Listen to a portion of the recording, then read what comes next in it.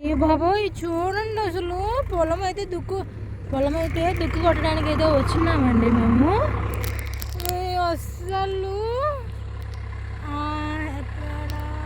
అది అక్కడ చూడండి, అక్కడ పాములు అయితే ఉన్నాయండి పొలంలో. అసలు పొద్దున్నుంచి పిచ్చి కుక్కలాగా అయితే నేను అది పాము చూడండి ఎలా వెళ్తుందో.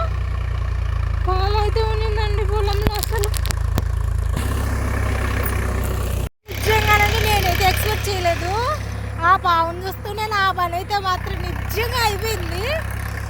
అస్సలు ఉదయం నుంచి అండి కంపునింది పొలంలో.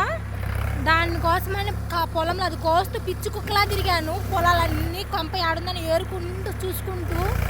అప్పుడు నాకు ఏం కనిపించలేదండి. ఇప్పుడు దుక్కు కొడతానే మట్టిలో నుంచి పాము వచ్చేదలకి నా గుండెల్లో నా అమ్మ ఎగిరిపోయింది. అసలు పీసులన్నీ ఎగిరిపోయాయి. అది చూస్తూనే దడొచ్చేసిందండి నాకు. నిజంగా భలే భయమేసింది. అమ్మో జాగ్రత్త అండి. ఇంతకీ పొలాలలో తిరిగేటప్పుడు చాలా అంటే చాలా జాగ్రత్తగా ఉండండి. నేను అసలు ఎక్స్పెక్ట్ చేయలా. ఫస్ట్ టైం ఇలా పొలం దుక్కు కొట్టేటప్పుడు పాములు కనిపించడము నాకైతే చాలా భయంగా ఉంది. మీరైతే పొలం దగ్గరికి వెళ్ళినప్పుడు చాలా జాగ్రత్త అండి, ఓకేనా?